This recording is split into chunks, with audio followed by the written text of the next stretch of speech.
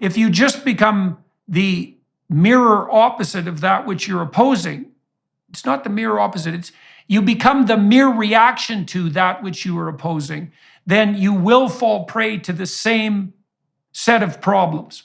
The conservatives are toying with censorship as an answer to the problem of the woke miasma. I do believe that no has to be said to drag queen story hour, but by the same token, as soon as you go down the book forbidding route, you instantly introduce into your own ethos the problem of enabling the censors who are operating by the same principles, in principle, on your side. I see the anti-woke instinctively going to a position of, well, whatever we're being told is automatically untrue and automatically wrong.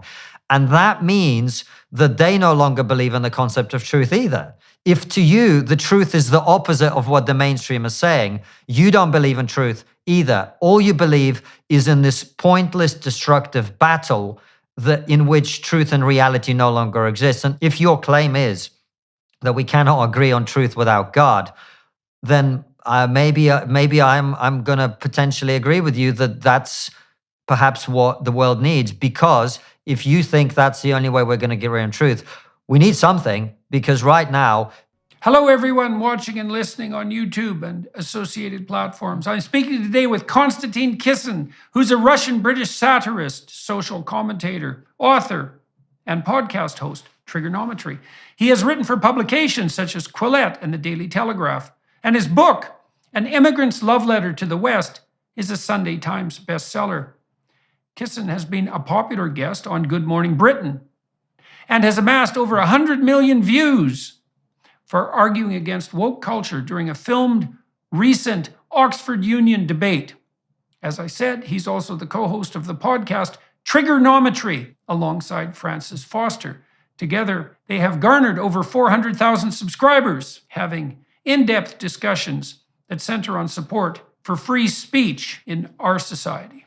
Hello, Mr. Kisin. It's good to see you today. I'm looking forward to our conversation. We've talked a little bit before on trigonometry, and have we met in person? A couple of times, yeah. I feel honored that you didn't remember me. Thanks, Jordan. Yeah, well, my memory has its problems, and you meet a lot so of many people virtually. Right. Yes, well, it's hard too when you meet people virtually. It's hard to remember if you met them virtually or if you met them in person. And they're thicker and taller in person. But other than that, it's a similar experience. So you were just at the Oxford Union, and you seem to have managed something approximating a hit as far as those things go. And so, what do you think you did right, and why did what you did have the cultural impact it has had? How many people have watched that so far? It's very difficult to measure because it goes into private Telegram channels, WhatsApp groups, etc. But I'm guessing somewhere between 100 and 200 million at this point. And in terms of why I think it got the resonance that it did, I think there are a few factors. I think the first one is something that you actually discussed with Joe Rogan recently, which is the world's crying out for a positive vision of the future. Those of us who spend a lot of time trying to work out what this craziness was happening in the West and why it was happening, we had to do it from a position of critique and criticism. And we've spent 5 years in our case on trigonometry doing that, and you started earlier. But now I think the world is in a position where it's looking for a positive message. And that is actually one of the things that I tried to do. I tried to persuade people who were there at the Oxford Union at that debate. And I said to them, look, I don't want to talk to those of you who already agree with me. I'm more interested in talking to those of you who may be woke. That was the debate I was invited to participate in, and who are open to rational argument. So I think that was part of it. And the second part of it, Jordan, and again, I think this is something you'll be well aware of, we live in a society in which adults are afraid to tell children what they need to hear.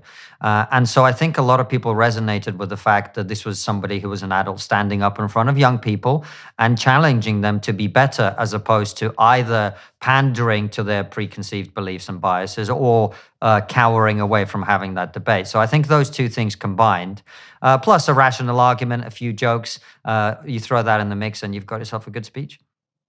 Yeah. Well, I think one of the things that we could talk about productively on the positive vision front are the comments. We could elaborate on the comments you made in relationship to absolute privation and poverty. And so many people who are watching and listening might not be aware, but there was plenty of doomsaying in the 1960s with regards to the population catastrophe and prognostications on the part of people like Paul Ehrlich, most famously, who wrote The Population Bomb, that by the year 2000, we'd be out of all our primary resources and everyone would be starving. And none of that happened. In fact, primary resources became more plentiful and less expensive. And we have twice as many people on the planet as he was paranoid about in the year 2000. So 8 billion instead of the dreaded 4 billion. And while that's happened, virtually everyone, it's 7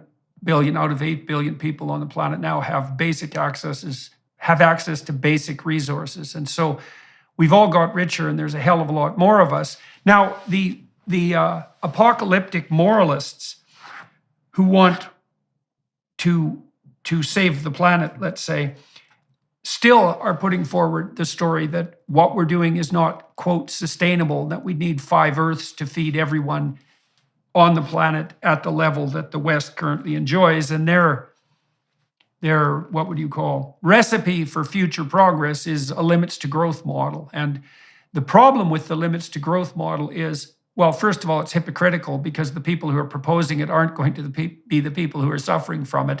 That's for sure.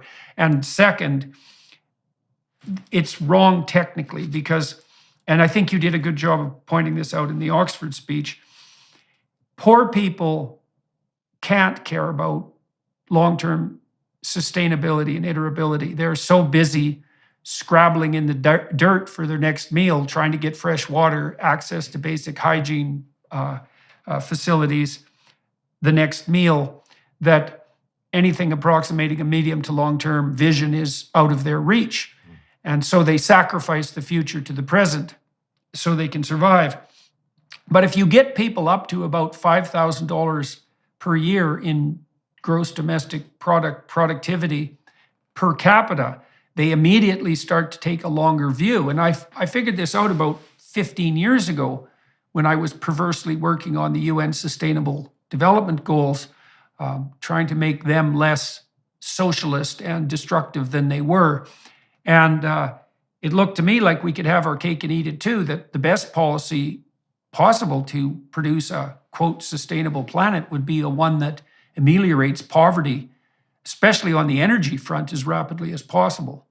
And so that's part of a positive vision.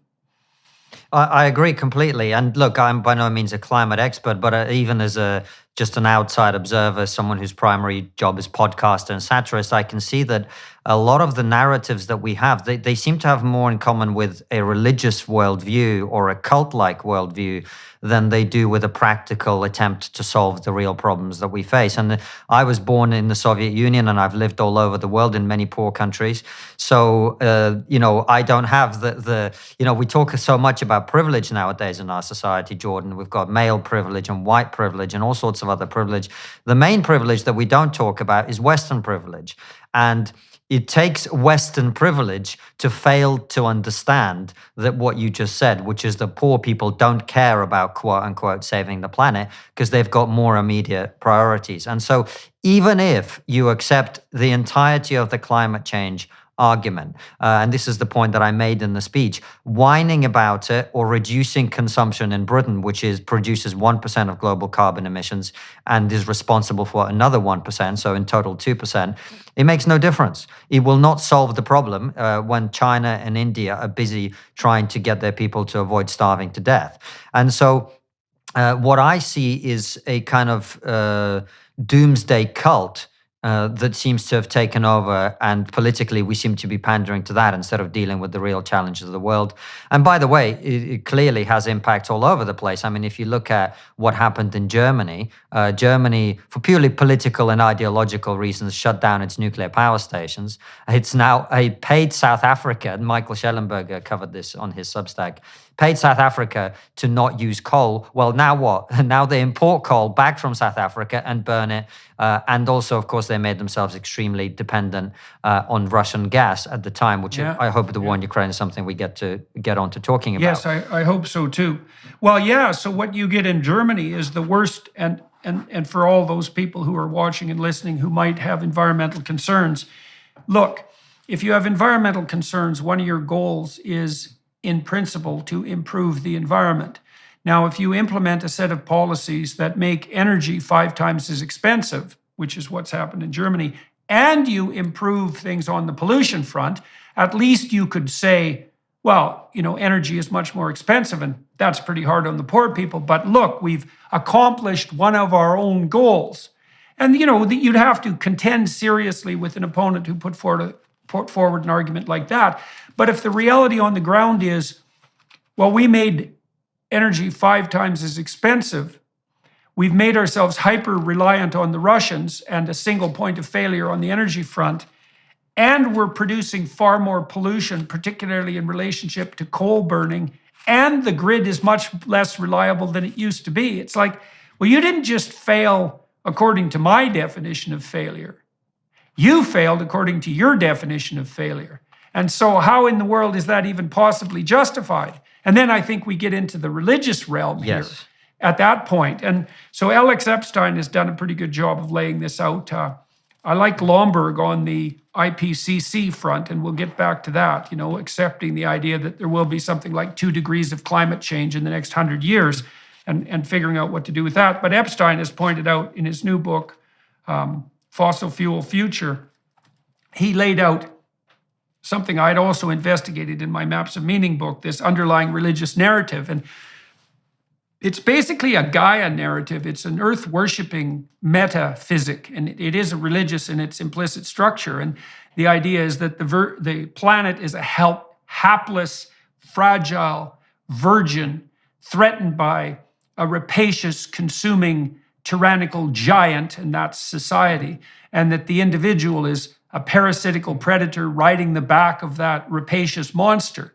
And that is a religious narrative, and it's religious because it's a fundamental narrative that frames everything else, and it also partakes of the archetypal underlying structure that makes religious stories religious. And so you could conjure up an opposite story, right? And this would flesh out the religious landscape. The opposite story would be nature is a hideous Gorgon-like demon who's hell-bent at every aspect to freeze us into terror and devour us. So that's nature red in claw and tooth. Culture is the walled garden. It's the walls of the walled garden that protects us from the absolute ravages of nature. And the human being is a heroic enterpriser bent on entering into a relationship with the planet and with culture that approximates something like environmental stewardship. It's a much more positive vision. Now, it casts nature into disrepute and probably elevates culture to unidimensionally. But you need both sides of that picture in order to have a complete picture of the world. So kids are being offered an incomplete religious view of the world that's focused on nature as hapless virgin. And so everything is being sacrificed to her. And that's complicated by another fact. And Konstantin, I think this has to do with the problem that the conservatives and the liberals, for that matter, real liberals, haven't been able to come up with a promising vision.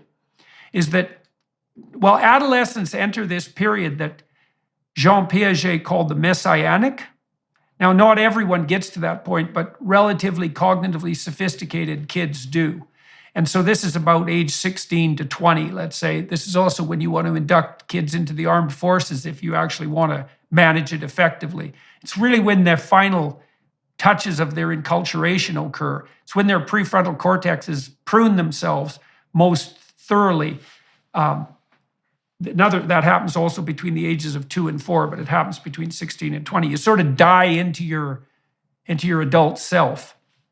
Anyways, Piaget noted that people of that age, cross-culturally, have a desire to identify with a purpose that transcends themselves, and that would be cultural identity, right? And they need that. They find it in music often. They find it in their subcultures, but they need to be offered that. And there's something heroic about it because they actually do want to look outside themselves. And then, the radical envious lefties come along and say, well, all you have to do is wave a placard at an oil company and now you're culture hero of the universe. And standing next shoulder to shoulder with the Messiah himself. And that's pretty damn appalling, and it's certainly not true. But in the absence of an alternative vision, then people are going to gravitate towards that, as they do. And so you can't exactly blame young people for that, even though it's tempting. Now, and then there's a narcissistic element too. So one of the things I really like about Bjorn Lomborg, he accepts the IPCC climate projections, 2 degrees in 100 years. He's attempted to model that as decrement in GDP production. So he figures, given current trends, we'll be 400% richer by the year 2100. But then you can knock off some percentage of that because of the costs of climate change. And that'll be non-trivial. I think he basically concludes we'll be like 350% richer instead of 400%. And that's not nothing, but it's by no means a catastrophe. And he's pointed out very clearly too that even in the IPCC reports themselves, there's no looming apocalypse. And the idea that there's a scientific consensus about the apocalypse, that's a lie. Now, I think the reason people want to fall for it is because we also like to accrue to ourselves unearned moral stature.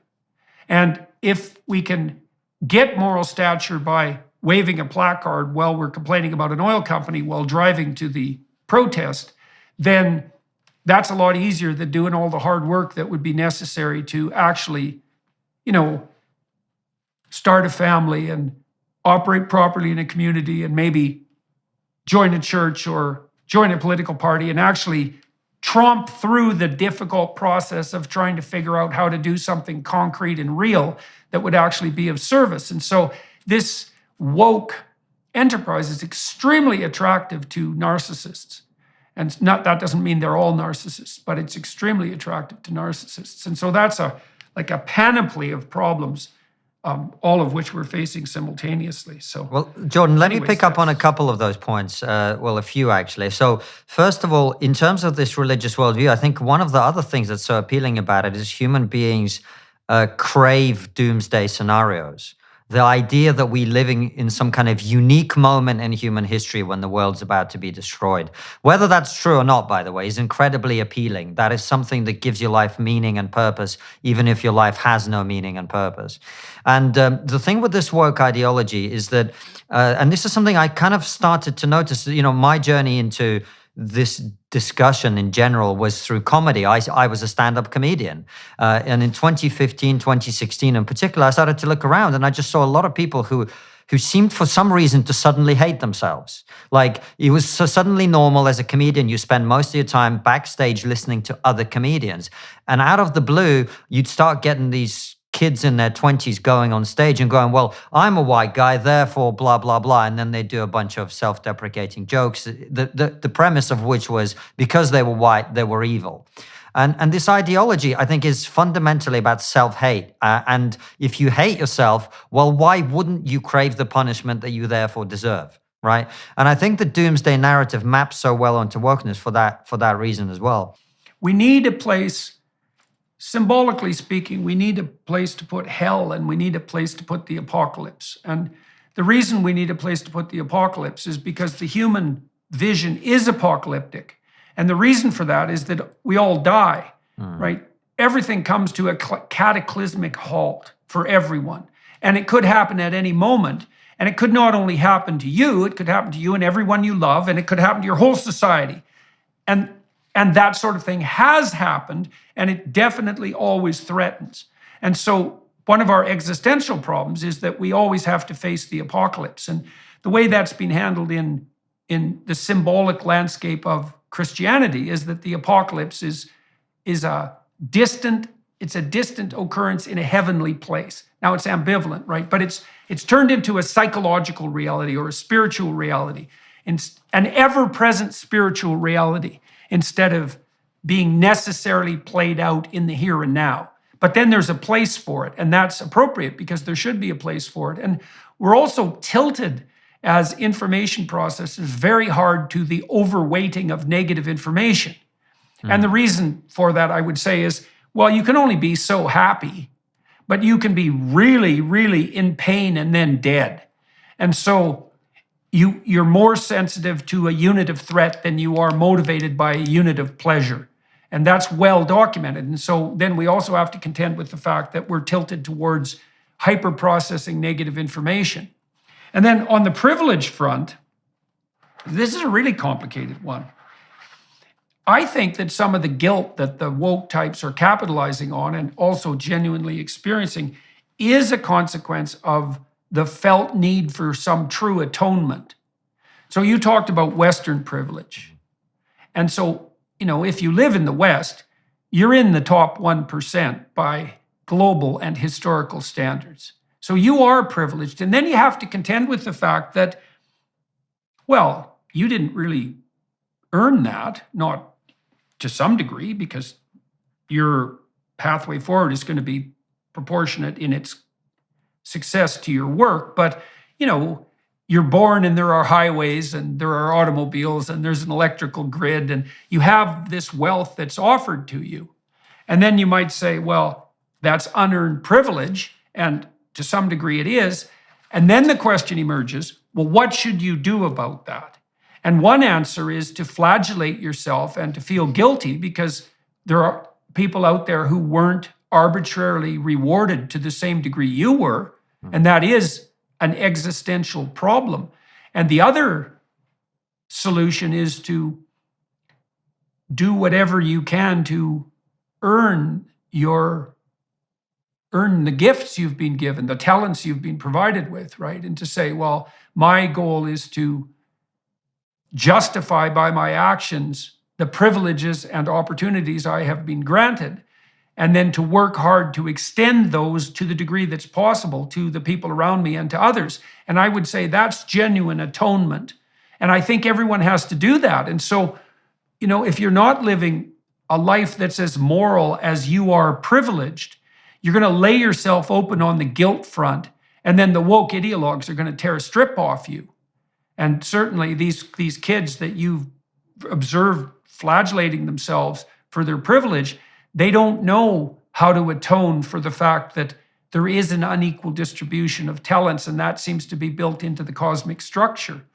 Well, that's why I felt it was so important that someone told them that. And everything you said, particularly about how to respond to privilege, it resonates with me so much because I've been, my family's been destitute. My family's been very wealthy. I've been the son of a very rich family. I've also been someone who slept on the street for weeks. Like I've seen both of those. And what I learned from all of those experiences is that, like you said, you have to make the most of it and then extend that opportunity to other people. And that's the only way of dealing with it. And there's no other way if you want to be constructive. But let's come back to your point about a positive vision for the future and why conservatives will struggle with it. I think one of the reasons is that inevitably young people do need to rebel against something, and conservatives instinctively want to suppress all rebellion because they want to avoid change. And that's why, as someone who's I call myself politically non-binary, that's why I'm excited about talking about this political vision and positive, not political, a positive vision of the future, because I think that's what's needed. And I don't think the anti-woke position, which a lot of us have had to engage in for some time, is going to be the answer, because you have to have something that people buy into, and it can't be normative in the way that conservatives often want it to be. You must do this. That's not going to work with young people. They don't want that. What they want is something that allows them to channel their rebellion into something heroic and productive, as you said, which is why I think showing young people the way out of wokeness through what I talked about in the speech and what you and I just talked about, which is work hard, build and create. That is going to be the way. And I think you probably know my friend Melissa Chen. She tweeted something about this years ago that I thought it was so spot on. She said, you cannot remain woke if you build anything, whether that's a business, whether that's muscle, whether that's a family. And that's why I challenge these kids at the Oxford Union and the audience who were watching, of course, to build and create things. Because the moment you start, you suddenly find out that, hey, just whining about stuff doesn't work. And when you get down to the business of doing things, turns out there's a reason that things are the way they are. There's a reason things don't work quite the way you'd like them to, because reality suddenly comes into conflict with ideology. And so that's why I think it's so important to give kids and young people a path to doing things, because it's only when you're doing things that you start to realize the limitations. And I'm a huge fan of Thomas Sowell, and this is one of his things that he always says, that there are no solutions, only trade-offs. And you only learn this as a young person by the experience of doing stuff, because when you're young, you come at the world and you go, well, the world isn't perfect, I must perfect the world. And no one's explained to you, and you probably didn't listen if they tried to explain to you, the fact is the world is not perfectible. The world will always be imperfect, and all you can do is tinker at the edges to try and improve it. So one of the things I've noticed on my tour, one of the things that's perplexed me, let's say, is that I wrote these books that are full of rules, and you might think that that would turn people off for the reasons that you just described, young people being turned off by, let's call it conservative moralizing. And that's a kind of finger shaking. You should. And should is if you were doing your duty. It's something like that. Yes. And look, you should do your duty. But you can also understand why young people would chafe against that, because, well, why should they be certain that doing their duty in exactly the same manner that duplicates the past is the best pathway forward? Because sometimes it clearly isn't. And there are inadequacies of the past that need to be rectified. So the conservatives stumble in relationship to establishing a bridge to young people by being moralizing. And the more evangelical types of, say, fundamental Christians fall into the same problem. Now, one of the things I've noticed, and this has been very, very cool, and I've really tested this in hundreds of venues, is I usually sometime in my lectures, talk about the relationship, the necessity of finding meaning as the antithesis of suffering, let's say, because the quest for meaning becomes most compelling when you're simultaneously suffering or someone you love is suffering. That's when the arrow finds its mark, let's say. And I walk people through a thought exercise, I suppose, is, well, what do you have when you're suffering that's going to sustain you? And you might say, well, you have the work that you're still capable of doing and the fruits of your labor that might offer you some security. You have whatever creative enterprises you might be able to engage in that still contain the shadow of meaning, at least. Then you have your intimate relationship and the person who might be caring for you while you're in dreadful condition, and you have your family and your friends. And that's really what you have. And then on the abstract end, maybe you have beauty and truth and justice and, the noble ideals. But then you might ask yourself, well, how do you have the armament of work and creative endeavor and friends and family? And the answer to that is that's in precise proportion to the amount of responsibility you've taken for developing those relationships and those abilities. That's right. And so there's a clear pathway between the voluntary adoption of responsibility and the meaning that will sustain you through suffering. And that's a much better enticement to participation for young people than a kind of finger-wagging top-down morality, which is you must behave this way, or you're no good. And even though, as I said, there's some truth in that, it's not an invitational vision. No. And I think that there's a way to summarize that very neatly, Jordan, which is what I know would work for me, which is to say, there are things that you want. What are they? And if you want those things, this is what you need to do. You don't have to do it. I'm not saying you must do it. I'm not your dad. But if you want to achieve these outcomes that you care about, then you are going to have to put in the work. And I'm not telling you which outcomes you should pursue necessarily, but the way to get there isn't going to be to glue yourself to a road, to stop an ambulance, get into a hospital, which is what these Extinction Rebellion people do here in the UK. And I think that once young people are on that path, we don't get to control the art and the culture that they're going to create. That is their path, and that is their duty, and that is their job to do.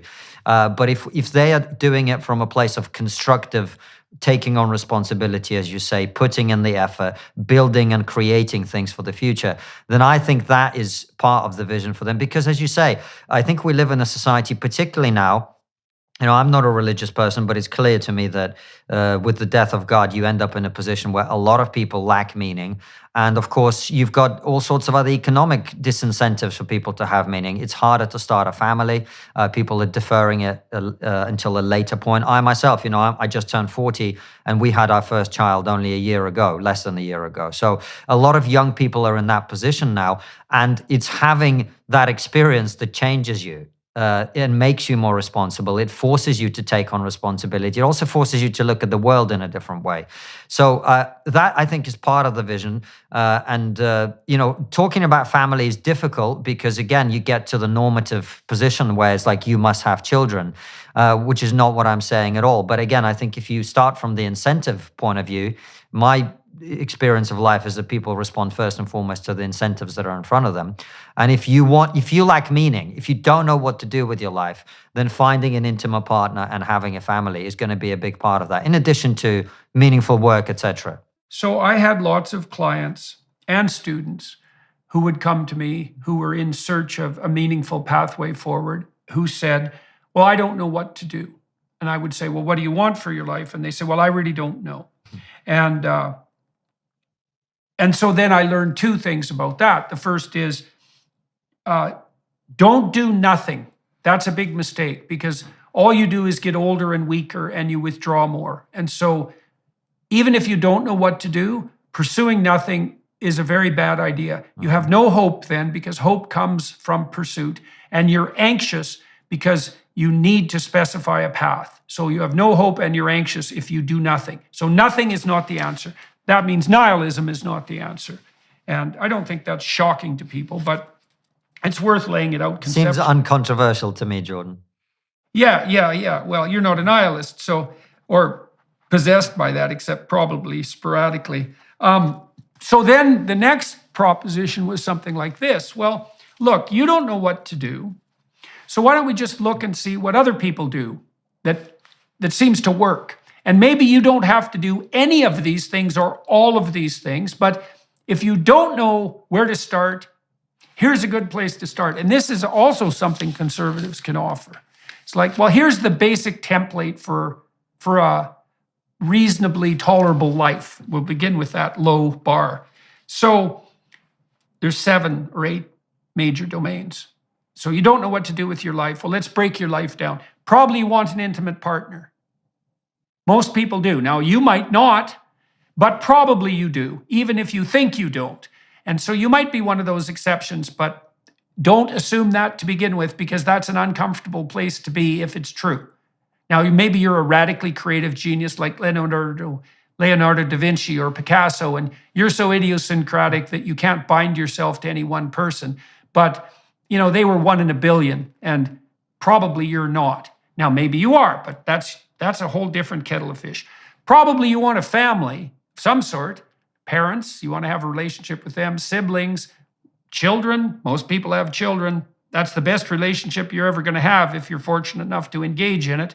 And so you probably need a vision for that of some sort. Friends, helpful to have some friends. You could develop a vision for that. You need a job or a career, because otherwise you die, and people think you're useless. They shun you, and then you die. That's a bad outcome, unless that's what you're after. You should regulate your behavior in relationship to temptations like drug and alcohol abuse and sex, because short-term impulsive hedonic gratification doesn't play out well across time, and it tends to make you unpopular. So that's not a good recipe for long-term progress into the future. You should think hard about doing something on the civic front. You should take care of yourself mentally and physically. You should have a plan for that. You need an educational plan, because there's probably something you could learn and get better at, and that doesn't have to be academic. It could be extremely practical or creative. And you should figure out how to make productive, generous use of the time you have when you're not working. And so That's like a conservative vision, right? Because it fleshes out the generic landscape of human striving. And it's a good place to start if you don't know where to start. You could start with one of those things and move towards it, or two or four, and maybe you don't have to do all of them. But my experience as a clinician has been that if you are failing on all 8 of those fronts, you're not depressed, you just have a terrible life, right? So conservatives can say, traditionalists can say, here's the basic template, here's the responsibility you can find in meaning. Well, now you got to cobble together something idiosyncratic and unique to yourself. That's the making the archetype manifest in the confines of your own life. But that's the basic way forward. And we've found if students do an exercise like that, a writing exercise, and answer all 8 of those questions, the probability that they'll drop out of university in the first year, about 40% of kids do, roughly speaking, in the first year or two, the probability that they'll drop out is decreased 50%. So just thinking through, just developing a vision on those fronts is highly motivating, and it keeps anxiety at bay, and it unites people psychologically, and it helps them identify with the pathway forward. It's not optional. So, and that's an antidote to the death of God in some real way too, right? That journey towards an integrated single point of meaning. We should talk about the religious front a bit, because we started talking about it with the woke religion. You just described yourself as not religious. And so, but you're concerned about false religions, right? Is that a reasonable way of thinking about it? Yeah, well, I'm concerned about bad religions, and bad religions take many forms. To me, this seems like a bad one. And religion... Okay, does that... Sorry, go for it. Does that imply that there's a good religion? I think does it imply that? Yeah, well, for me it does, in the sense that there are forms of religion that are beneficial to society and to the individuals who participate them, in my opinion, even though I myself cannot force myself to believe something I don't believe, right? But this religion, it has all the worst elements of other religions, and on top of that, it doesn't do what most other religions do, which is offer an actual route for redemption, an actual route for atonement. Because even if you participate in wokeness fully and you say, I'm not, but I am a straight white man, and I am guilty, and the sins of the world rest upon my shoulders, what can you do? You can never purify yourself because you can't be transracial, because that's whatever that is, right? That's the worst form of racism. What can you do? You can't atone. No matter how many times you kneel to BLM or whatever else it is that you do, you're never going to be clean or purified. It is a religion that says you, Jordan Peterson, as a straight white man, are guilty forever, and all you can do is apologize for the rest of eternity. And that's it. That seems to me like quite a bad religion. Okay. So let's play this out. And you can help me with this, and you can take the atheistic stance and hammer away at me, okay? And I'll push back. I'm not an atheist, by the way, but go for it. Oh, okay. Well, let's start by characterizing. You said you're not religious. You're not an atheist, but you're not religious. So maybe you could clarify that first. I'm agnostic. I have no idea what's going on. Okay. Fine. So it's agnosticism. All right. So we're playing with the proposition that there are clearly pathological forms of belief, and at a deep level, pathological forms of religion. Okay. So we'll start with that premise, and then the counter premise is that there is something that's the opposite of that.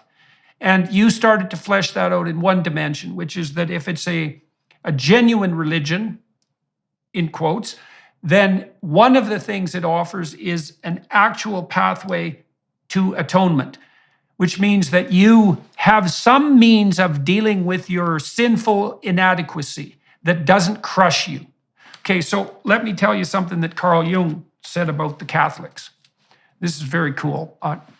He said he really regarded the Catholic confession as a form of, what would you say, God's mercy manifested in the world, symbolically speaking. And here's why. Okay, you're going to do stupid and cruel and unworthy things, even as you define them. So you're going to be guilty before yourself. Forget about what other people think. You might also be guilty on that front, but you're definitely being guilty in relationship to your own conscience. And then you have to deal with the fact that you're not who you should be. And that can crush you. Certainly that crushes people who are depressed. It crushes people who are anxious, and it definitely crushes people who have post-traumatic stress disorder, because they often develop PTSD because they watch themselves do something terrible. So, all right, so now there's an existential problem, is you got to stumble forward with your inadequacy. Now, if you're Catholic, you can go to the church and you can say once a week or however often you want to, here's a bunch of ways I'm really stupid and they've hurt me, and I'm trying to detail them out completely. And in principle, I'm trying to rectify those faults, right? First by their admission, and second by the determination not to propel them forward. And then the priest says, okay, as far as God's concerned, that's good enough. And you have to go do these rituals of atonement, and the slate's wiped clean for the week.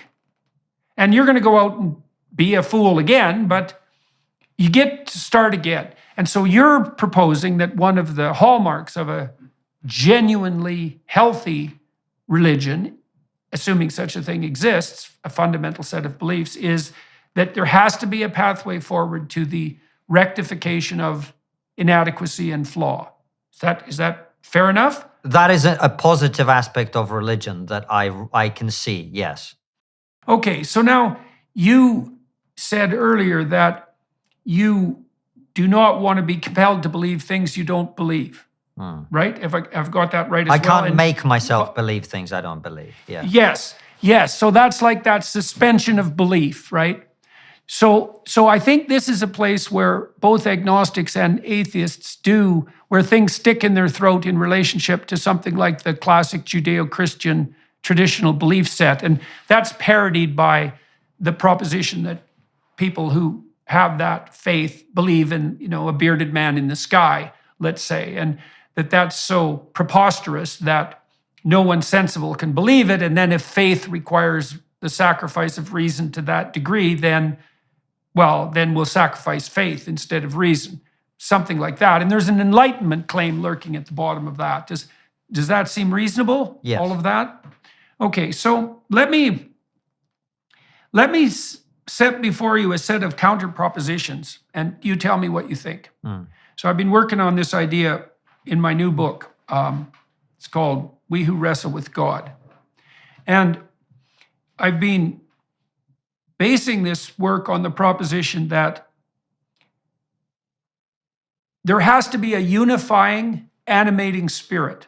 And so unifying means it would unify you psychologically, so it would bring the diverse elements of you together, so you weren't a house divided unto yourself. And it would also unify other people. And it has to unify the individual and other people simultaneously, because you fall into disunion psychologically, and then you're anxious and hopeless. And if you fall into disunion socially, then you fight. So the alternative to a unifying vision is psychological disintegration and social chaos, right? It's unity versus multiplicity. That's another way of thinking about it. Now, you can have a tyrannical unity, and that's not good. That's a tyrant, literally. So what might a non-tyrannical unity be like? Okay, so let me just tell you a couple of brief stories and very, very quickly. So I think the biblical corpus is a metonymic literary work. It takes one story after another and juxtaposes them, and in a somewhat non sequitur fashion, making the case that there's something in each story that's emerging that's the same. And I would say that's the monotheistic animating spirit. So the Bible is a series of meditations on the nature of the monotheistic animating spirit. And so the next question would be, well, what is that spirit? And I would say, well, that's what those stories are trying to portray. So here's some examples, and you can tell me what you think of this. So in the story of Noah, the animating spirit, so that's Yahweh, is the voice that calls the wise to prepare when the storms are approaching. And then belief is whether you abide by that voice or reject it. It's belief in both cases, because you either accept it and act it out, or you reject it and act that out. There's no faith decision. Both of those are a faith decision. Okay, so that's Noah. And then in the story of the Tower of Babel, which is the next story, the animating spirit, Yahweh, is portrayed as the spirit that totalitarians compete with when they build their towers to the heavens, and the spirit that makes everyone speak a different language if that totalitarian enterprise goes too far. That's why everybody ends up speaking a different language, like we do now. We can't even agree on what constitutes a woman. And so Yahweh is presented as something necessarily transcendent, and that if human beings build something technological to replace that, then the consequences will be, well, that the structure will be devastated and people will no longer be able to communicate. Okay, and then in the Abraham story, Abraham is privileged. You could say he's got white privilege, even though he was Middle Eastern. And he has rich parents, and he can just sit in his tent and eat peeled grapes and do nothing and be an overgrown infant, and he'll be secure and well-fed, sheltered, all of that. So the basic problems of his life are solved, insofar as material security can offer that. But then a voice appears to him that says, you have to leave your comfort, everything, your family, your tent, your tribe, your nation. You have to go out in the world and make your way. And then Abraham does that, and of course he's father of nations, but he does that, and he has just a dreadful time of it, right? It's tyranny and starvation, and the Egyptian aristocrats conspire to steal his wife, and he goes right into the bloody mess of life. And Yahweh is put forward as the voice that calls him to adventure. And then I'll give you one more example. So in the story of Moses, the Exodus story, Yahweh is presented as the spirit that opposes tyranny and opposes slavery and leads the enslaved out into the desert, right, where they're lost, and guides them when they're lost towards a more positive vision. And so it's an animating spirit, because animating spirits animate you. They propel you towards movement.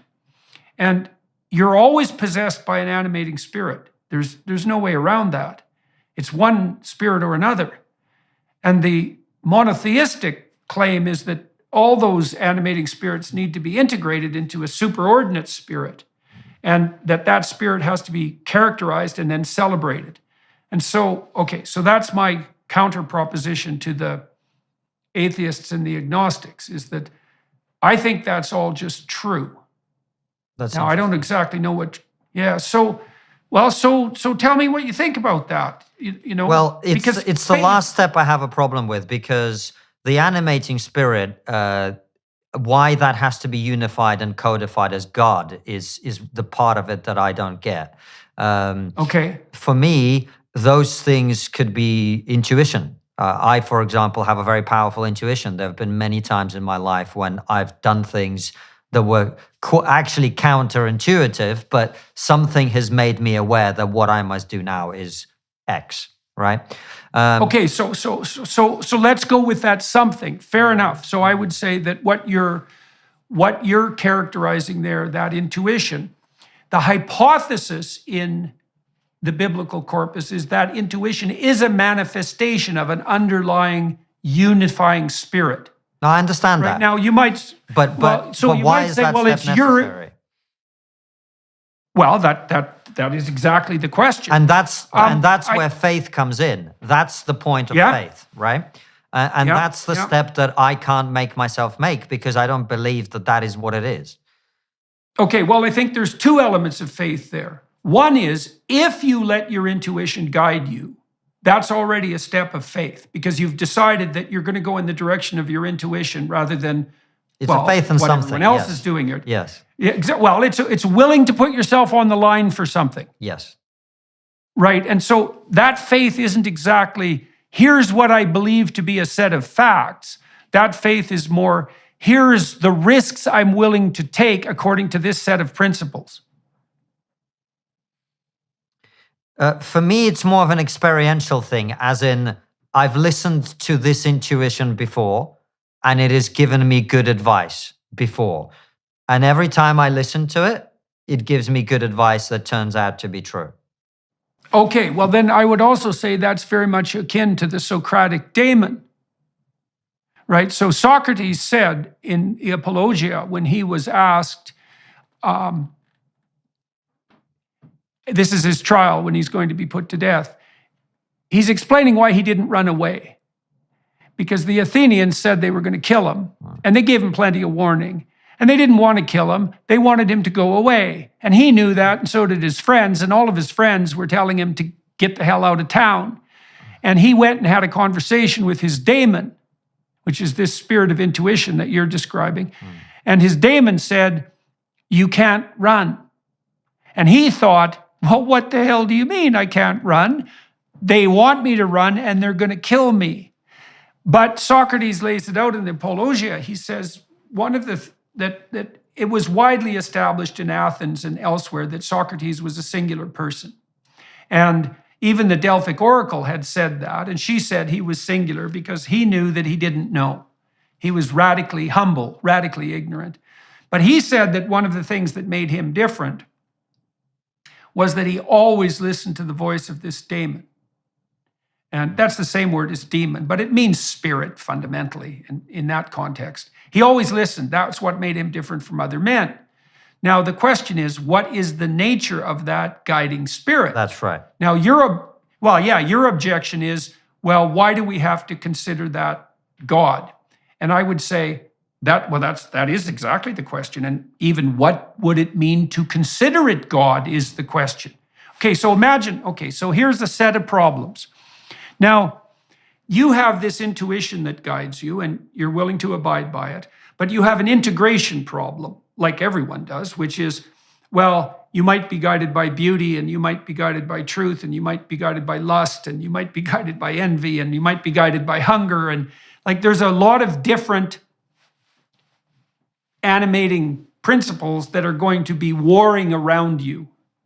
And if they're not integrated into something that's unified, then they're disintegrated and you're going to be pulled apart.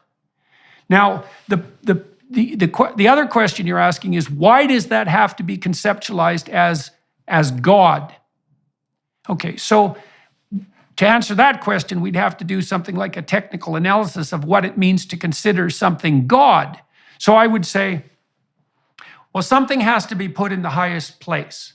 And the highest place is the place that takes predominance over all other places.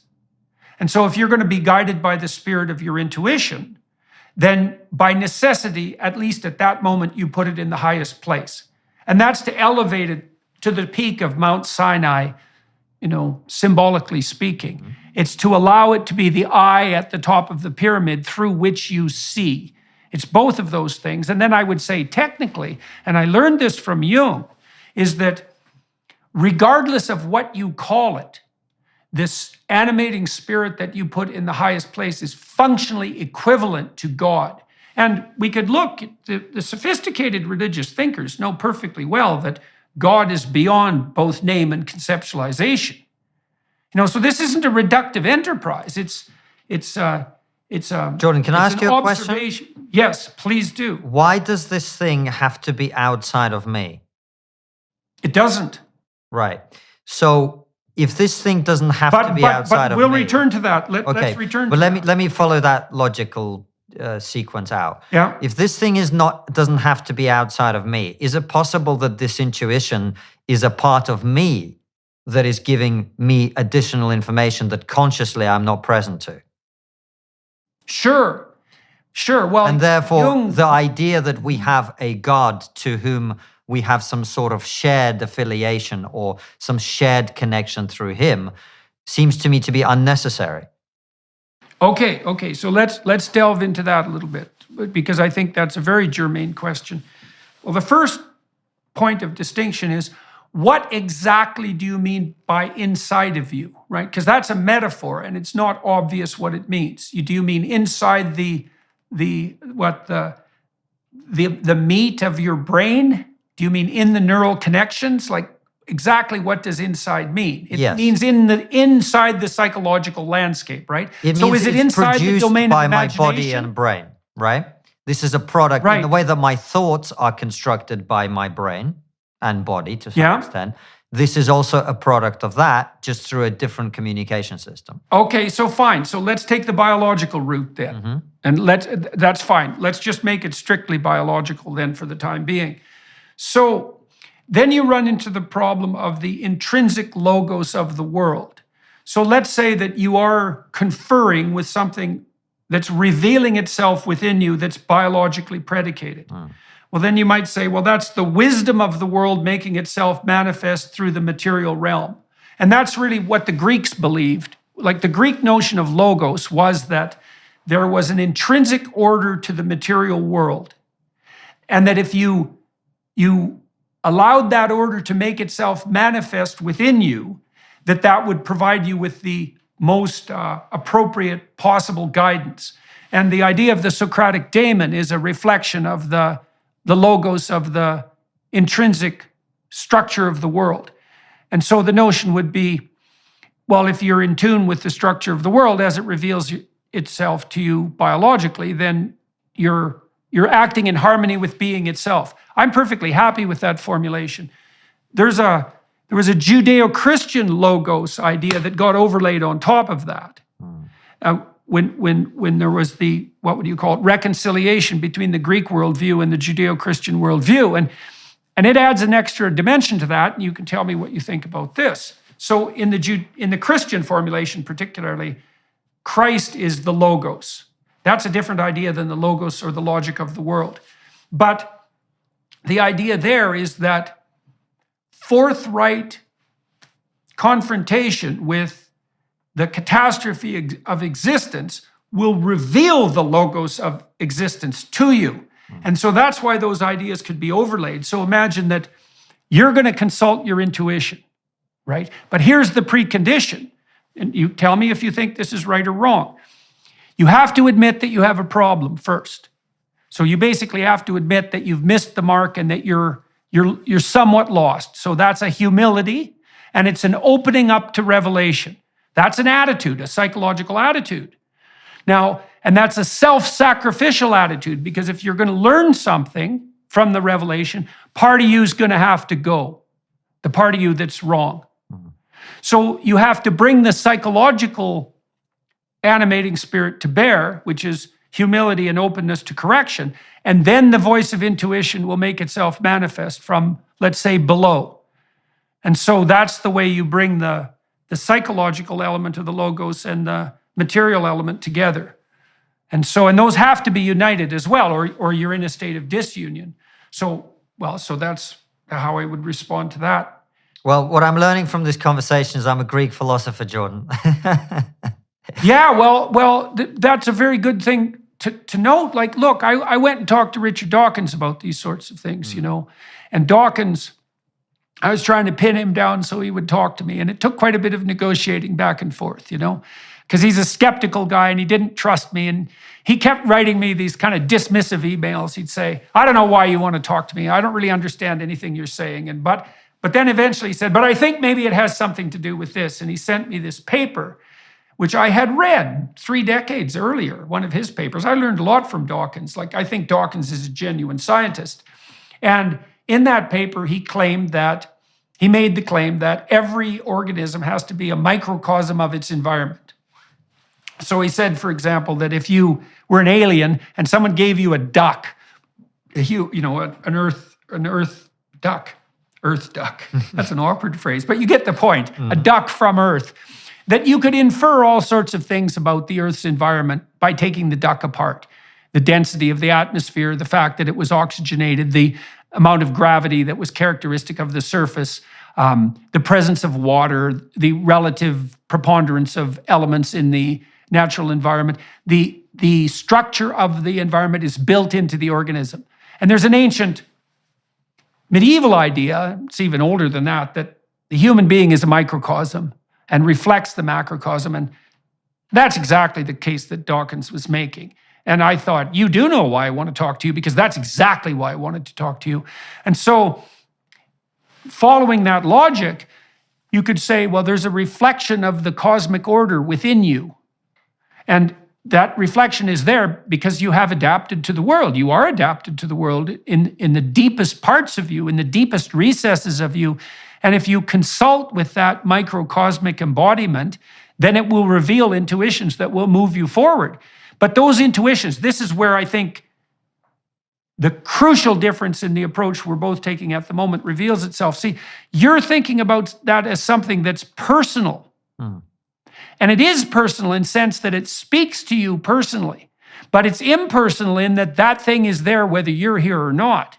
It's no different than the Socratic daemon. And it's no different than the voice of intuition that speaks to other people. What's the or at least evidence it has for that important claim? commonalities. What's the evidence for the claim Well, that it's there whether I'm here or not? Well, because other people have spoken of the same thing. But Now, that I'm not doesn't saying there isn't an element of it that's unique to you. There is. No, my point is There's an this. element that's unique Just to you. because I have a hat and you have a hat doesn't mean that the hat is something that we share in common that's given to us from above. We can all have our own hat. Okay, I would say hat's the wrong metaphor because it's purely a cultural construct. And so your metaphor falls prey to the inadequacy of a postmodern viewpoint. Let's think of a different example. All right, you have different example. You have your own anger. teeth. Okay. Anger. Fine. Right. Let's use anger. Yes. Okay, so then we might say, well, what sort of being is anger? And it's definitely the case that you get angry in your own way. But it's also the case that if you get angry, everyone can tell that you're angry. And part of the reason they can tell is because they get angry enough like you to understand what the hell's possessing you. Fine. And so this is part of the collective unconscious problem. That's another way of thinking about it, or part of the problem that we share universal biologically predicated motivational and emotional structures. There's an element of it that is idiosyncratic and that's unique to you. And, religiously speaking, that would be the personal nature of your relationship with God, which isn't trivial. But then there's a universality of it, right? Because if your intuitions, for example, were so idiosyncratic that no one else at all experienced them, you could not communicate with anyone else. You certainly couldn't live with other people, right? You'd be so far afield from the norm. And this does happen to people, by the way, who are absolute creative geniuses from time to time. But most of the time, that voice that's speaking to you speaks in a voice that's similar to the manner in which the voice speaks to other people. Which is also why I think we have something like a universality of conscience. It's an interesting thought, but I'm still not persuaded by that. If two cans of Coke both have the same shape, does that mean they're connected? Well, they're connected in some ways because you wouldn't use the word same otherwise, right? Because you're implying a connection by the fact I'm implying similarity of their identity. Yeah. Exactly. Well, that's what I mean. You're implying similarity. And similarity is a very complex concept. I mean, you might say that things are... From a spiritual point of view, I'm actually not in disagreement with you. I had a very interesting experience. I studied hypnosis for a long time. And in hypnosis, there is an exercise that you can do. I talked about this when we were on Joe Rogan's show, called the deep trance identification. I don't know if you're familiar with this. But what they do is essentially, once someone is in the deep state of trance, your identity can be treated sort of like a set of clothes that you can take off and put on someone else's identity in that state and try it out. And people will often use this to pick up the habits of people that they wish to emulate or things like that. And when we were doing these exercises in this hypnosis class, first I did it with this very sweet, gentle South African lady who wanted to try on some kind of American preacher. And when we went through the process with her and she opened her eyes, she was that guy. Right, it was. I had to run out of the room because that's how much it scared me, actually, that this was possible. Oh yeah. But when I did it, I had a different. I'm very disagreeable generally, so I try to be difficult whenever I'm doing anything like this. So rather than being a person, I went, what if I try to identify as the universe, whatever that is, in this process, right? And when I was doing this, all I could feel was my heartbeat slowed down, and it was really the only thing that I was conscious of as it was happening. and I could feel my heart expanding. And the two things happened simultaneously. One, I felt an infinite connection with all other human beings in that moment. And the second thing I felt, and this was just, I'm not saying this is what it is, and I'm not making any truth claim about it, but this is what I experienced at the time. You know how the universe is expanding, and it's expanding at an accelerating rate. The thing that, I mean, I want to say popped into my head, but it didn't feel like it popped into my head. The thing that I experienced was, what if the universe expanding is a half a heartbeat of some greater organism to which we're all connected? So I am entirely open to the possibility that we are connected. And the truth is that part of my hesitation to call myself religious is not even the bearded guy in the sky in whom I don't believe, because I don't believe in him. It's also the fact that I'm just very wary of organized religion being a perverted way of having that conversation that can lead to a lot of problems. Okay, well, so look, fair enough on all fronts. And let me address those points one by one. We'll get back to the identification with the universe notion here in a moment. But on the I'm afraid of organized religion front, look. Wary. One of the things hey, man, fair enough. And I think that's the evil uncle problem, is that like every organized social unit has a proclivity to degenerate into a willfully blind tyranny. And that's part of the existential reality of mankind. Now, one of the things I've observed about Harris and Dawkins, and this is particularly true of Sam Harris, is that Harris is very concerned with the problem of evil, and validly so, and deeply so. He's committed his life to it. And he would like to establish an objective morality. And the reason he would like to do that is because he believes in the reality of the objective, and he also believes in the necessity of the moral because he's concerned with evil. And so, I'm kind of on board with that, which is why Sam and I really actually can talk. But the problem that Sam has conceptually, as far as I'm concerned, is that he identifies the religious enterprise with the totalitarian spirit. And that's the same mistake the postmodernists make when they identify Western culture with the patriarchy. It's like, look, it is the case that large-scale systems can ossify, become willfully blind, and degenerate into tyranny. But that doesn't mean that that's their central animating spirit. Now, you see the same thing with the 1619 Project in the United States. This claim that the fundamental foundation, so animating spirit, that drove the formulation of the United States was the tyrannical desire to dominate, oppress, and enslave. And you have to say, well, let's give the devil his due. Every human organization tilts towards corruption by power. But that doesn't mean that's the central animating spirit. And so I would say, well, the same thing applies on the religious front. Like, my sense is, and we can certainly discuss this, is that, and this is really useful to think about in relationship to Wilberforce. So he was a Christian Protestant operating in Britain, and he, in many ways, single-handedly forced the British Empire to not only abandon slavery, but to oppose it on the world seas for 175 years.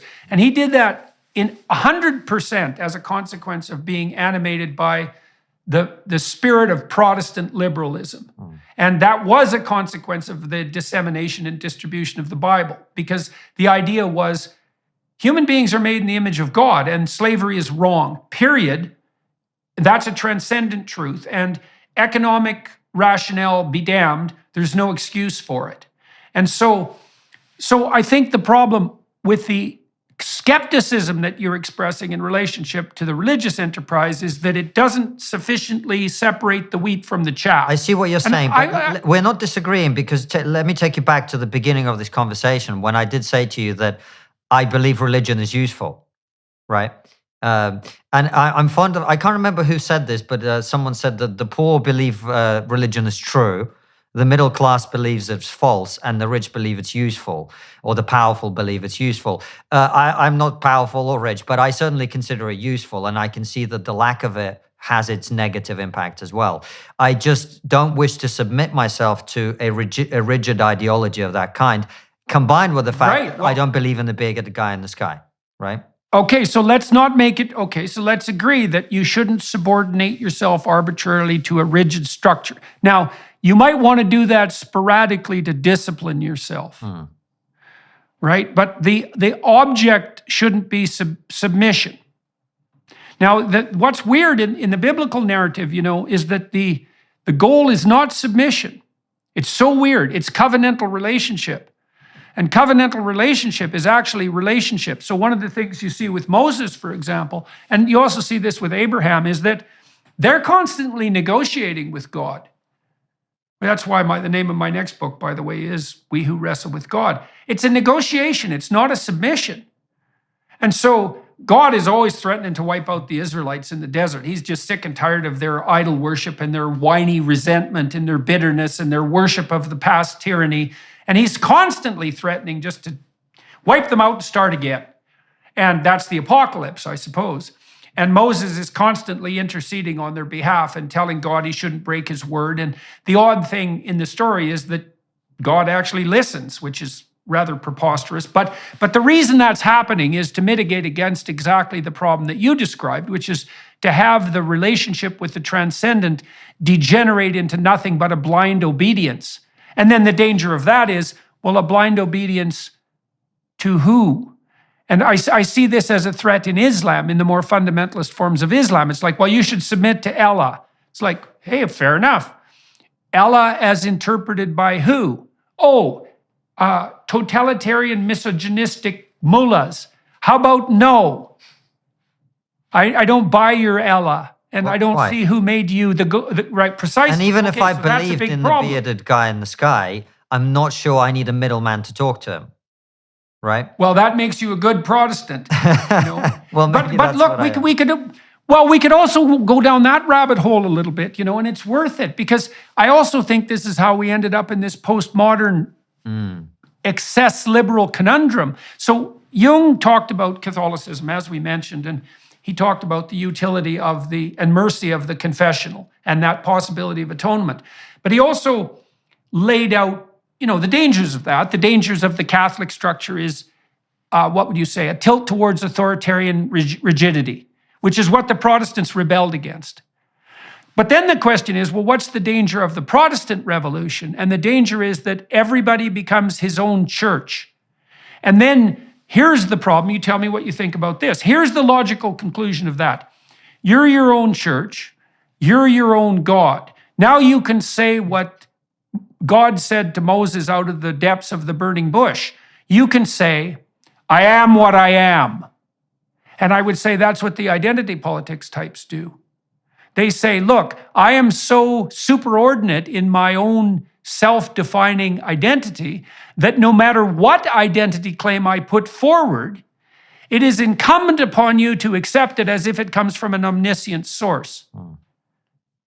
And I think, as far as I can tell, Konstantin, that's where we are, right? Increasingly by force of law. If you make an identity claim, no matter how preposterous, which implies that there's some limit to identity claims, by the way, I have to accept, well, there's one example in Ontario right now that's become famous for its surreality. So there's a female teacher in a suburb in Toronto who has decided at the ripe old age of something approximating 50 that he's actually a woman. But he's not just a woman, man. He's the earth goddess herself, and he wears these 144 quadruple D prosthetic breasts. I don't know if you've seen pictures of this character. I'm sure that's exactly what she is. Yeah.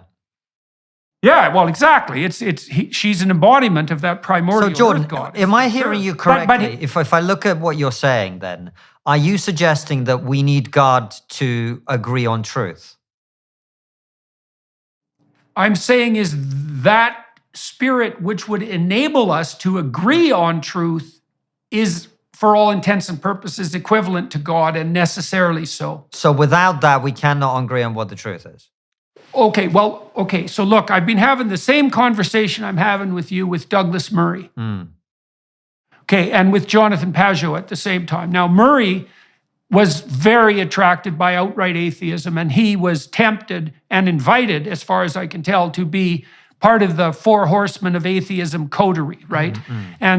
It's been very interesting talking to Douglas in recent years, because he's got to that point that you described, which is, let's say, the aristocratic position that religion is useful. But he's actually stepped past that and doesn't know what to do with it. And I think that's the case for many people on the more traditional front now, is that, well, the metaphysic that unites us has to be grounded in something that isn't merely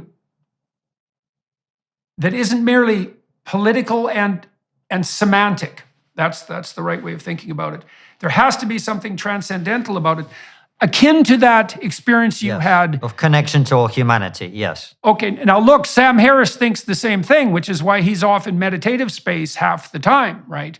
He has an unnameable God, because then his semantic brain can't tear it to shreds. He understands that it's necessary to dip into the realm of the transcendent sporadically in order to renew yourself. And he'll say, well, that's not religious. It's like, well, it's not totalitarian and it's not systematic. But that doesn't mean it's not religious. And then Harris, of course, his approach falls prey to the same problem as a kind of abstract Buddhism, which is, yeah, well, that's all well and good on the transcendental front, but how do you make that manifest in life, and how do you unite other people in that ethos? And that's a practical problem, and you need intermediary structures to do that. Well, that's why I think religion is useful for uniting most people, because my experience is they need it. I have many people in my life and in my family who cannot process their fear of death without religion. They just can't deal with it.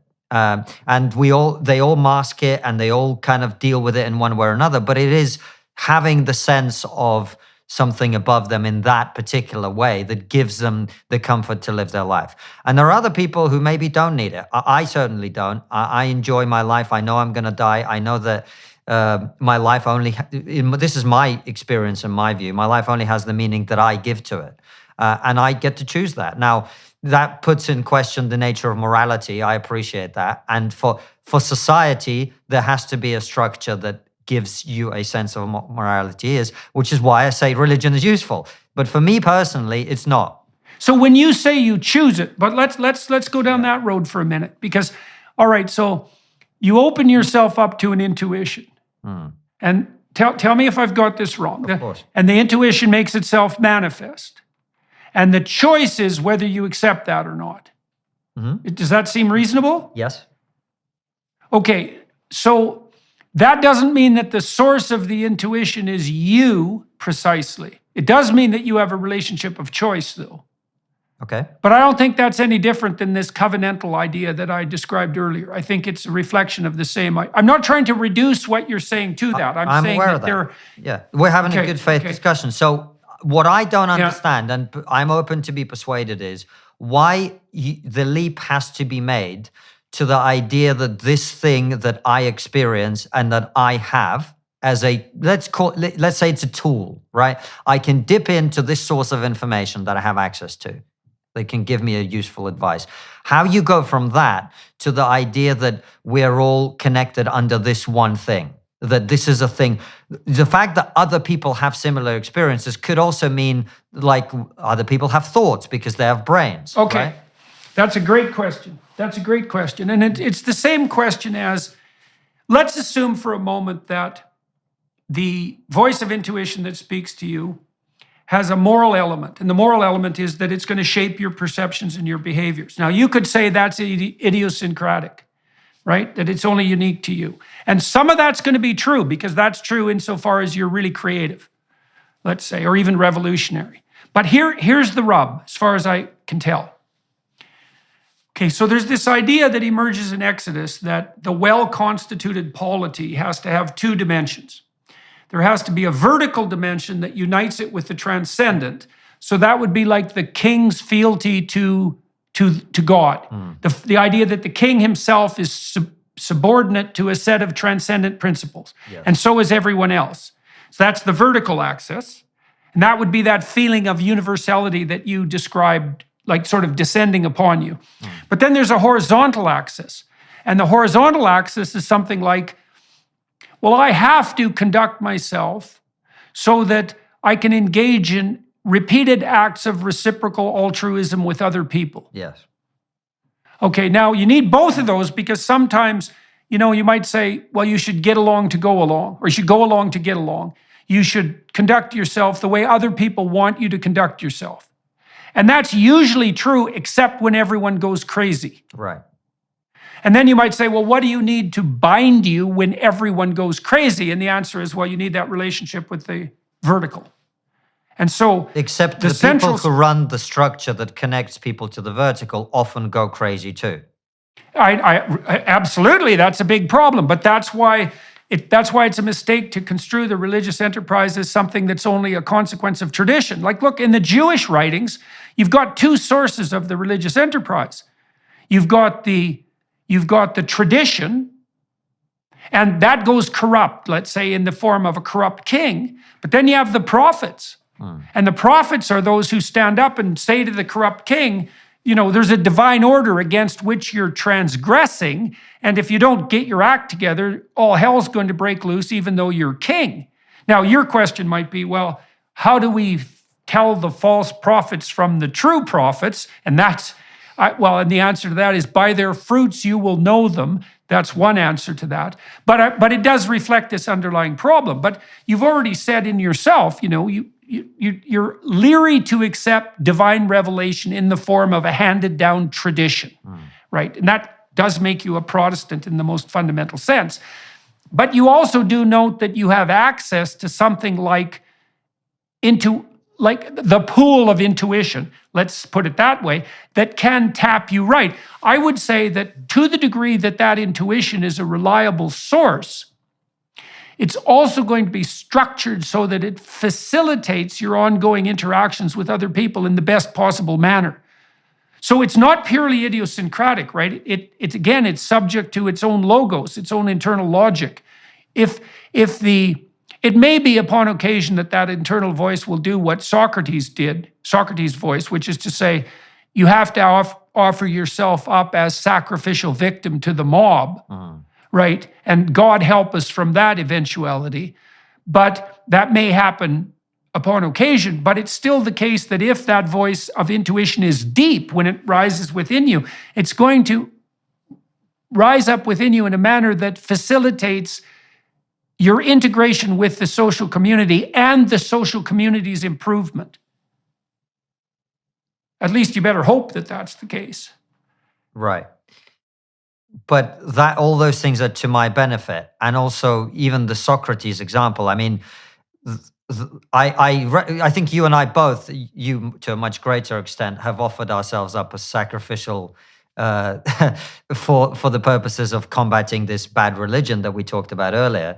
But even that, to me, just seems that it's easier to explain with something as simple as principles that have been inculcated in me by my life experience and by family. So as someone who's descended from Soviet dissidents who spent plenty of time in the Gulag, I'm not prepared to say that a male teacher who has gigantic breasts is a woman, because the concept of truth that is more valuable to me than my reputation or career and whatever else, right?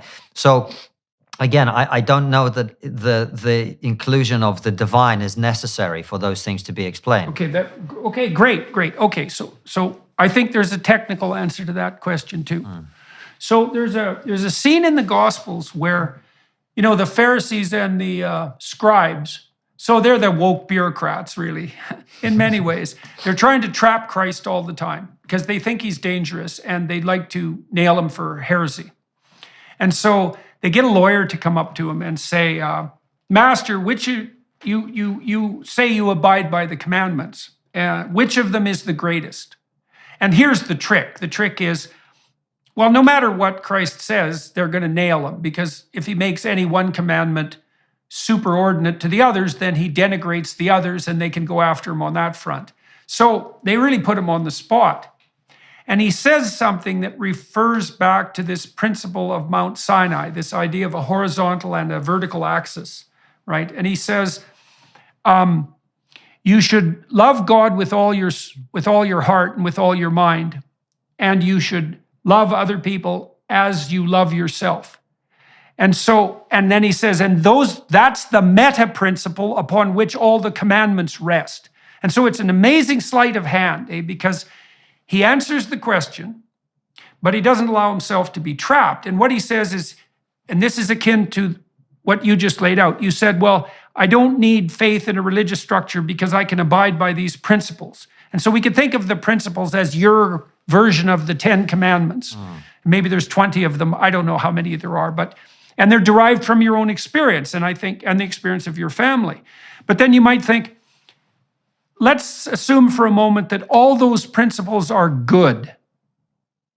And so we're assuming that there's a commonality across the principles, and that commonality is that which allows them to be categorized as good. Okay.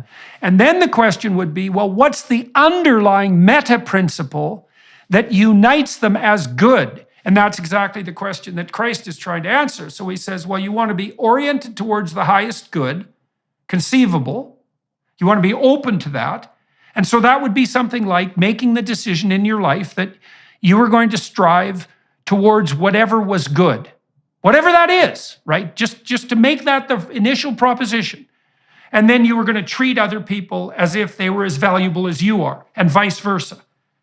And that's the underlying two dimensions of the principle that gives rise to, let's say, all necessary commandments. And then I would say that the spirit that puts God above all else, puts the divine above all else, and that unites us with other people, that is what the monotheistic tendency tilts towards portraying psychologically. It's an attempt to flesh out what that is. That's how it looks to me. Fair enough. So, the question is, I think, Konstantin, the question is pretty simple.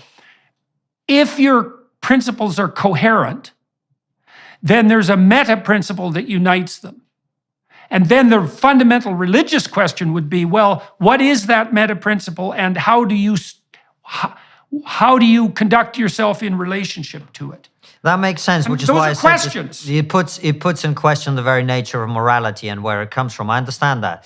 But I certainly wouldn't make the claim that my principles are coherent. I don't know that they are. It's something that I try to follow based on, like I said, values passed down by family and probably Judeo-Christian in origin at one point. So I don't have a good answer for you.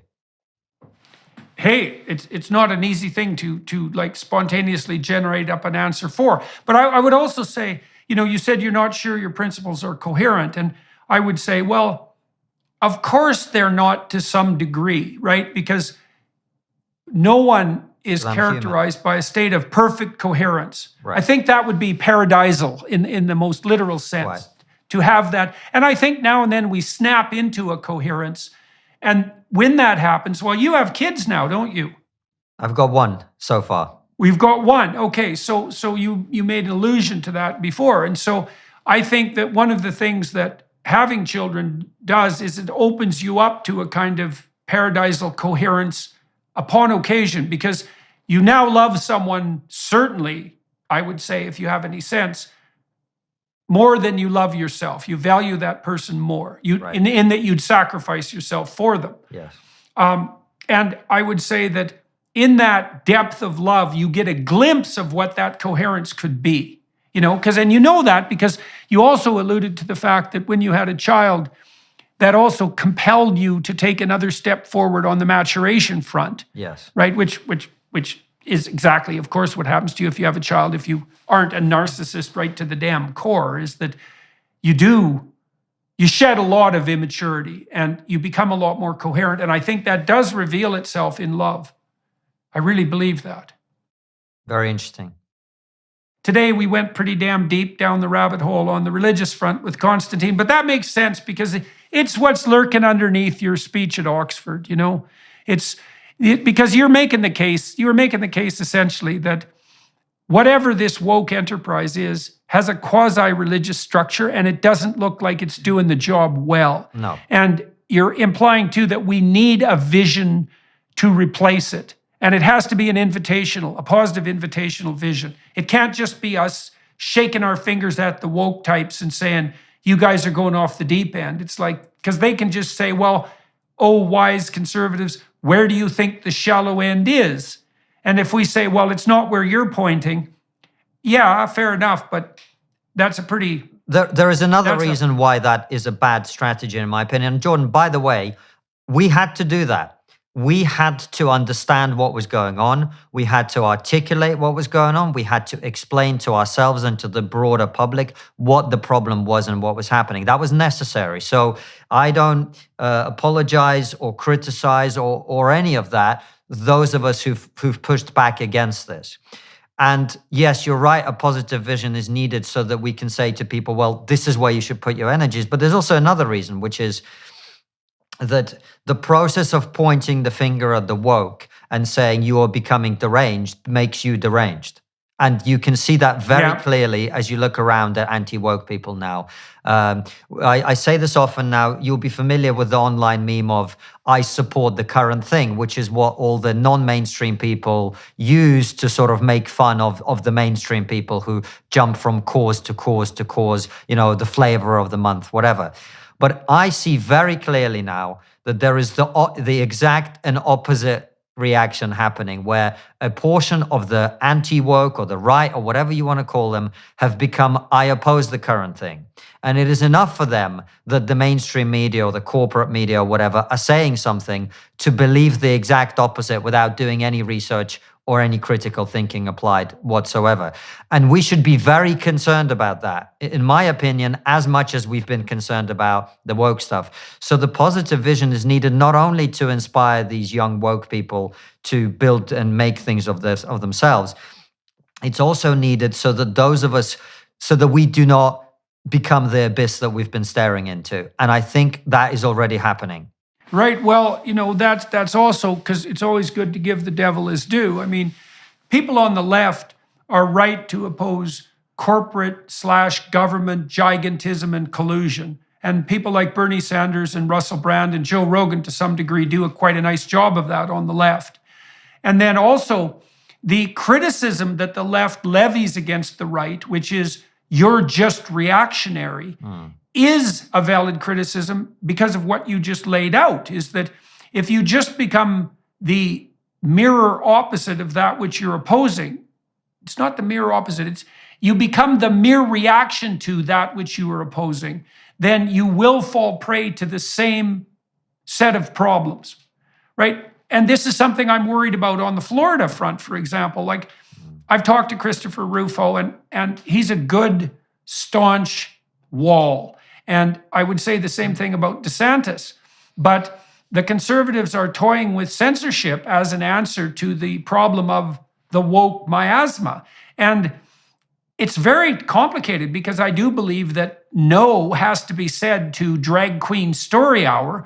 But by the same token, as soon as you go down the book forbidding route, you instantly introduce into your own ethos the problem of enabling the censors who are operating by the same principles, in principle, on your side.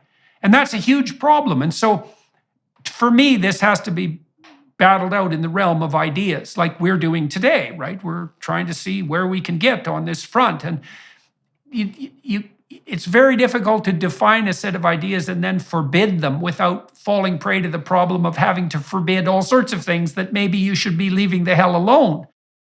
And part of it, I think, is also the inability to articulate what you are for.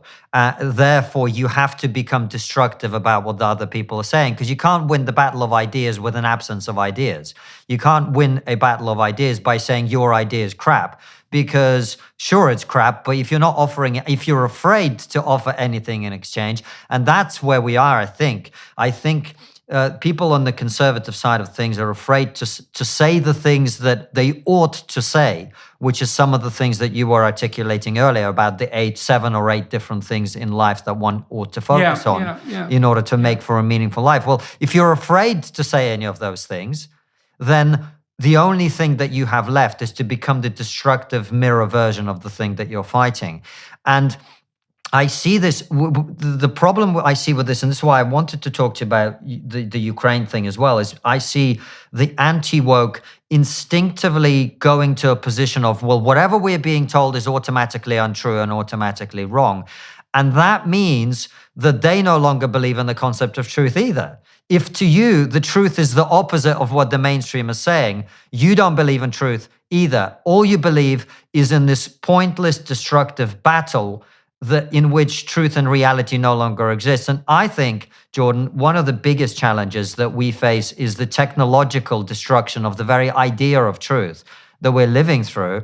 That is what I think we're wrestling with. So the conversation that we had obviously did go very deep, and we talked about God and religion. But if your claim is that we cannot agree on truth without God, then maybe I'm going to potentially agree with you that that's perhaps what the world needs, because if you think that's the only way we're going to get around truth, we need something, because right now, neither side knows what the truth is. Well, the question is, Konstantin, I think to some degree, the question there is there by necessity, is the image of God by necessity nested inside the claim that there is such a thing as truth?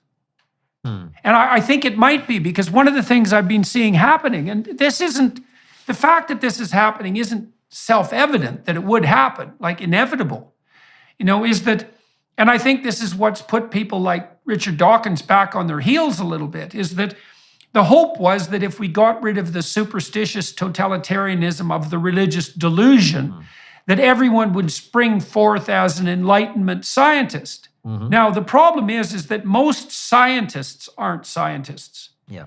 Maybe 2 or 3% of them are. It's really hard to be a scientist. You have to really be oriented towards the truth and nothing else. And I do think Dawkins, to a large degree, falls into that category. I think Dawkins acts out the proposition that the universe has an intrinsic logos and that the pursuit of that will set you free.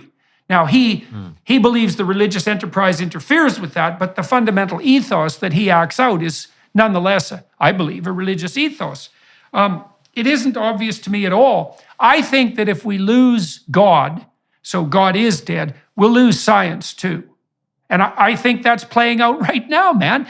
Is there less of an assault on the idea of religious transcendence than there is an assault on the idea of scientific truth? I don't think so. I think they're both under the gun to exactly the same degree. And the STEM fields, science, technology, engineering, and mathematics, are, they're falling prey to the machinations of the woke left like a butter stick and being run through by a hot knife. We could easily lose the scientific enterprise. Well, this is why I've always said that the trans thing is what will break intersectionality and wokeness, because that is a point at which reality does clash with ideology. And to the extent that reality exists, and I believe it exists, and truth exists, that is a focal point where you cannot pretend anymore. Once you've cut a teenage girl's breasts off and she's not happy about it 3 years later, that is a point at which whatever ideas you had in your head about everyone gets to define themselves, well, guess what? That is the point at which reality clashes. And it's the same with parents, obviously. We've just interviewed somebody about this, a woman who transitioned her child and regretted it. And we'll be putting that out very shortly. Oh, okay. Well, I did an interview with Chloe Cole. I saw that, who had transitioned and regretted it. Yeah. And I think that's what's going to happen. At the beginning of Genesis, when God creates human beings, he does say, well, people are made in the image of God. So that's the installation of this divine transcendent value that's part and parcel of, let's say, the eternal soul, right? It's emblematic of the intrinsic dignity and importance of each person, regardless of status. But then the second phrase is men and women, he created them, right? The notion that there's this fundamental bifurcation that's built into the structure of reality itself. And you can easily make that into, you can easily make a biological case for that. I mean, right. Sex is, I don't know if there is a conceptual or perceptual category, an orienting category. I don't think there's an orienting category that's more fundamental than male and female. I think it's more fundamental than up and down. And so you blow that out with your Tower of Babel, which is exactly what we're doing right now, is you blow out everything. And so I do think the T in the LGBT, ETC alphabet panoply, the T is going to be the breaking point. Right. I do believe that. Because that is the point at which the truth claims are evidently impossible to maintain, the identity truth claims that people make. And we have just had this case in the UK, in the Scottish prison, where a double rapist was put into a female prison. And the public are starting to realize what's going on, Jordan. And I have always said this would happen because on most things, people will go along, as you said, to get along. But on this sort of stuff, they can't anymore. And so not when their children are at stake. That's exactly right. And so, whether children or frankly women as well, when women's safeties are at stake. So women's safety is at stake. So that's why it seems to me that we're coming to some kind of head on this position, irrespective of the conversation we've had about God or not. The truth claims of the woke identitarians are going to start to crumble over time. And that, I think, will be the focal point through which that happens. We're also seeing a clash with the notion of evil, I would say, because the woke narrative is that all oppressed are victimized and innocent. But there's a real problem with that, and the problem is the fringe of the fringes. And on the fringe of the fringes are the narcissistic psychopaths who are sadists as well, and who are bad right to the bone, perhaps even beyond the point of any atonement or forgiveness, or at least that on the human realm. And if you don't think that there are people out there who are sexual serial slayers or predators, who are perfectly willing to adopt a female identity to fool woke idiots into giving them access to women, you are naive to the point of being a danger to yourself and everyone else. And when I watch people like the Scottish Prime Minister do backflips to try to deny the reality of people like that, I think you bloody well better hope for your own sake that one of those psychopathic deviants doesn't make himself manifest in your bedroom in the middle of the night one day. So there's a naivety there about the reality of evil that is also as deep as the denial of basic, let's say, both biological and metaphysical / conceptual reality. And that is a hard wall to run into. It's the main problem with the systemic way of looking at society as they do, because if you believe that people's behavior is predetermined by structures and systems, then those marginal deviants can't be accounted for that. This is why at the extreme end of wokeism, they believe in abolishing prisons and the police. And the reason they believe that is they believe that you can only be made into a criminal by a bad, corrupt system, instead of recognizing the fact that criminals and bad people have always existed throughout history, because that seems to be the distribution of skills and talents and predilections and psychological traits. But they can't see that. And choices. So that's the big one that we can't talk about, but choices, exactly right. Yep. So that's the fundamental flaw in the analysis, but it of course produces these crazy ideas where people believe that, no one is ever going to be bad unless the system made them so. Well, guess what? That's not how life works. Right, definitely. The system makes lots of people better than they would otherwise be. It makes some people worse, and some people choose to become worse of their own accord, right? They dance with the devil, and they do that voluntarily. I mean, even when God calls out Cain in the story of Cain and Abel, he basically says to Cain, sin crouches at your door. That's the temptation to be envious of Abel and to be, fratricidally vengeful. God says to Cain, your sacrifices have been rejected because you didn't put enough effort into them, and that's made you bitter. And now sin crouches at your door like a sexually aroused predatory animal, and you've invited it in to have its way with you, and all the consequences of that are on you. And that's exactly right, as far as I've been able to tell, is that people can be alienated and marginalized and pushed out of society, and that can be very unfair. But then when they get bitter and decide to open the door to the vampire that's lurking outside, then they enter into a creative bargain with said spirit and all hell breaks loose. And there's an element of choice in that. And if you don't see that, then you're blind enough so that you will be the prey of those predators. So that's why we need the positive vision, Jordan. That's why I'm excited about. And by the way, I know we want to wrap up, but I will just say this, that I think what you're in formulating this idea of needing some kind of positive vision, you're actually channeling something that a lot of people are feeling. I've noticed that almost everyone I talked about, and I've been talking to mutual friends of ours for a long time about the fact that we need to start thinking in a more positive way. Everyone gets it. The time is now. And this is what, in my opinion, the world needs right now. It needs a positive vision of the future that people can unite, and it's got to be voluntary. Yes, it has to be voluntary, absolutely. And it has to be based on widespread distribution of responsibility to everyone.